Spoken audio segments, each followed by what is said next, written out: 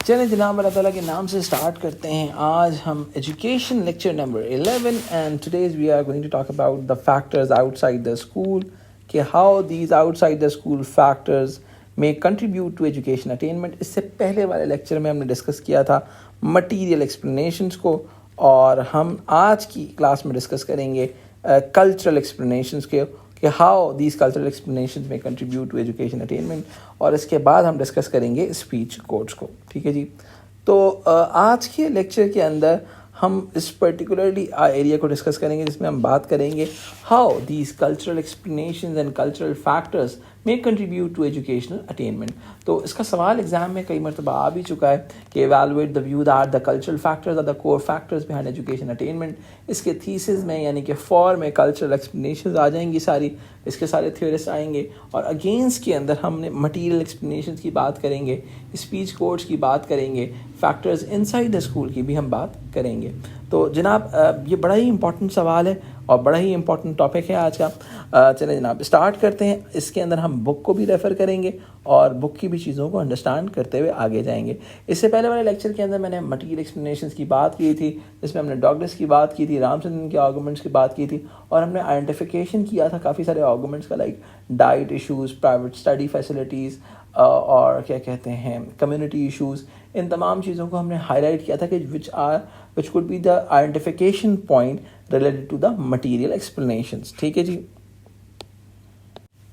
तो जनाब हम जिन एरियाज़ की बात करने जा रहे हैं कल्चरल एक्सप्लेनेशंस के हवाले से, उनको थोड़ा सबसे पहले हाईलाइट कर लेते हैं। Whenever we talk about the cultural explanations, we must need to understand the arguments like parental attitudes, because parental attitudes हमेशा create करता है impact cultural factors के अंदर। इसके अलावा values भी इसके अंदर बड़ा vital role play करती हैं। फिर हम बात करेंगे speech codes के हवाले से, यानी कि जिनको हम language codes भी कहते हैं। ठीक है। इसके अलावा हम cultural capital के एरिया को डिस्कस करेंगे। आज के लेक्चर में मैं ज़्यादातर बात करूंगा पेरेंटल एटीट्यूड्स के हवाले से, वैल्यूज़ के हवाले से, और कल्चरल कैपिटल के हवाले से। इसके बाद नेक्स्ट लेक्चर के अंदर हम स्पीच कोड्स के हवाले से बहुत डिटेल में डिस्कशन करेंगे। कहा जाता है कि explanations for working class underachievement focus on cultural deprivation and the idea that working class families lacks the attributes that contribute to middle class success. अब देखिए, देखा ये गया है दुनिया के अंदर कि एजुकेशन सिस्टम के अंदर जो मिडिल क्लास होती है वो अपनी हाई अचीवमेंट का बायस होती है, उसकी बहुत सारी चीज़ें, जैसा कि क्योंकि उनका कल्चर एजुकेशन के सिस्टम को सपोर्ट करता है। Douglas for example notes the impact of education attainment on of variables such as, कौन कौन से वेरिएबल्स हैं डॉगलस ने जो आइडेंटिफाई किए हैं। जनाब डॉगलस को हाईलाइट कर लेते हैं।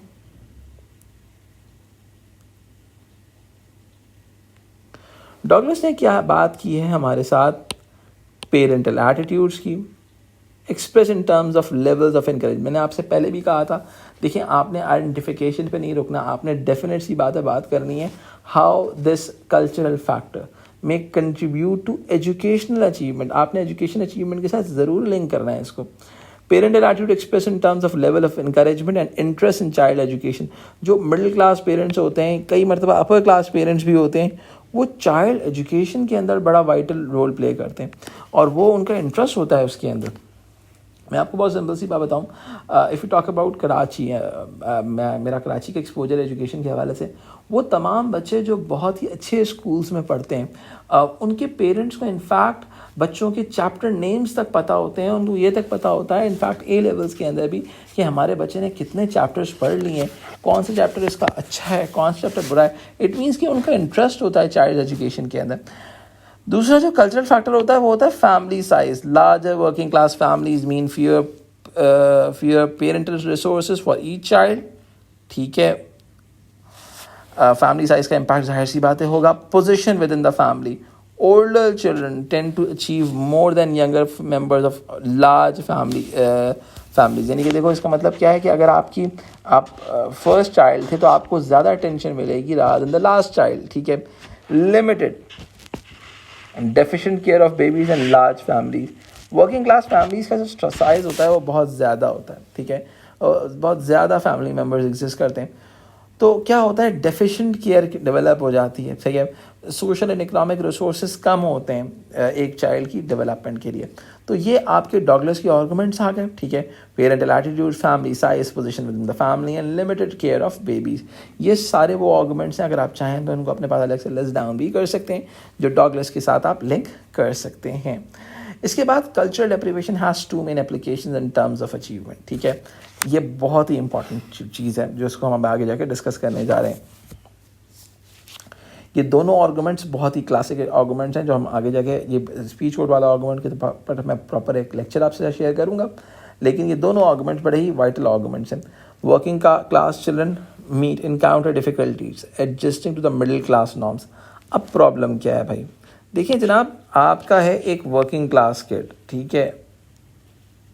अब वर्किंग क्लास चिल्ड्रन को प्रॉब्लम कहाँ आ रही है, middle class norms and values में एडजस्ट करने के लिए। भाई मिडिल क्लास की अपनी लैंग्वेज है, अपना तौर तरीके, अपना लाइफस्टाइल है।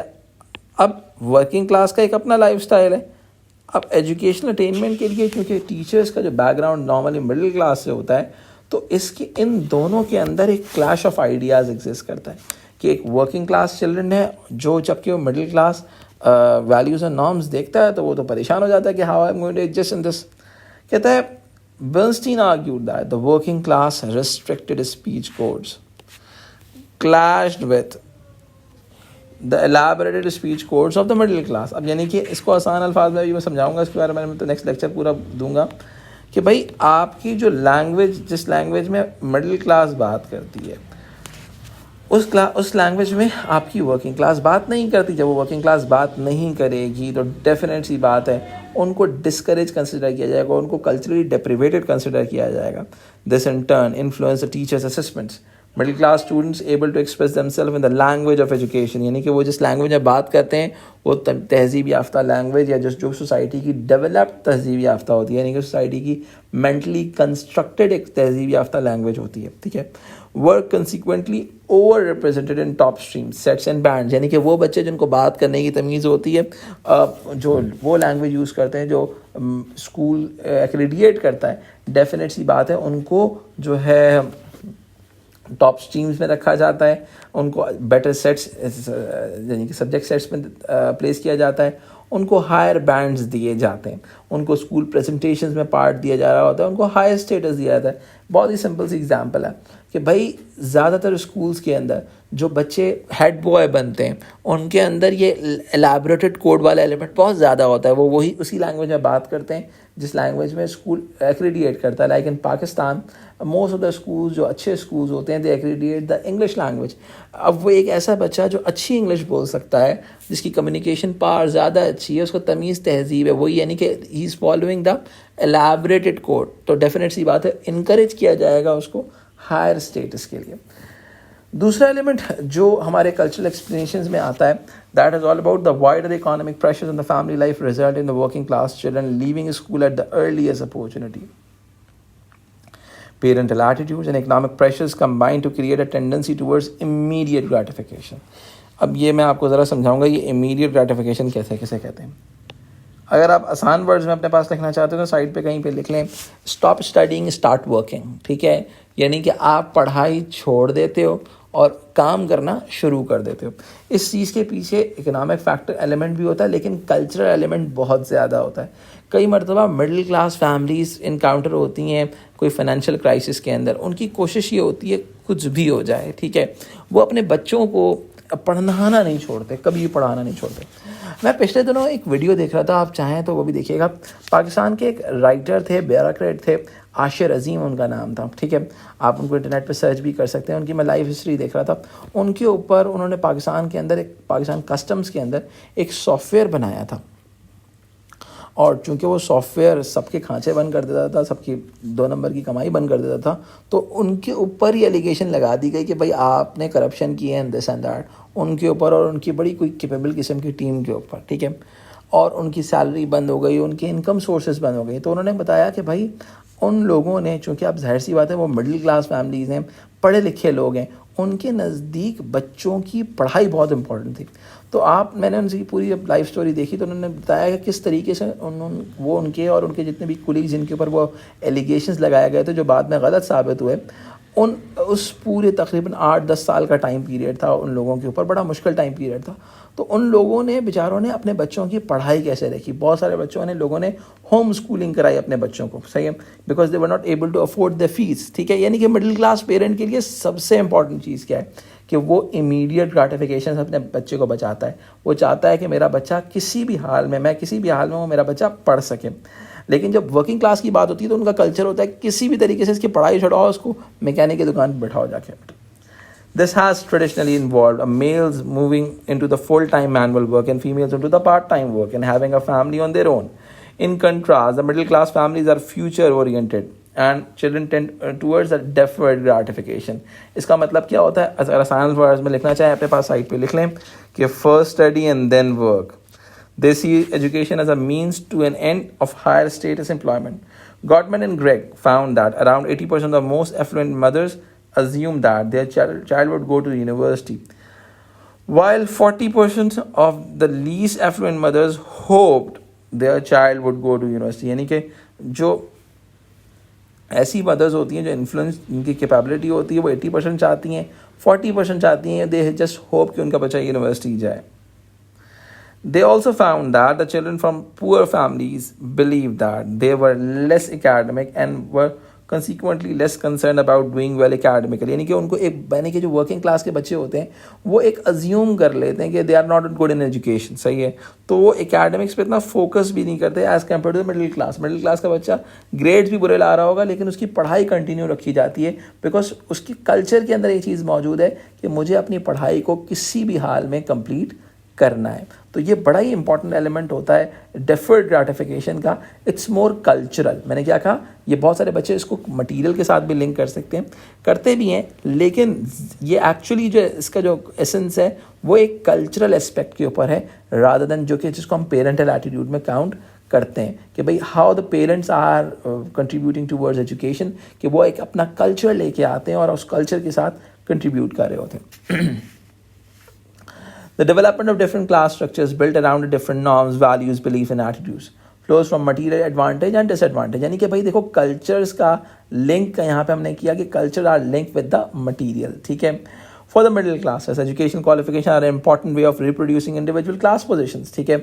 यानी कि उनके नज़दीक, मिडिल क्लास के नज़दीक education achievement as important way of reproducing individual class position, यानी कि आप एजुकेशन अच्छी हासिल करोगे तो आपकी क्लास पोजीशन भी बेहतर होगी. For the working class the work based route of to money and status has always been more important. यानी कि उनके नज़दीक आज की नज़दीक अपनी फिजियोलॉजिकल नीड्स को फुलफिल करना बहुत ज़रूरी होता है.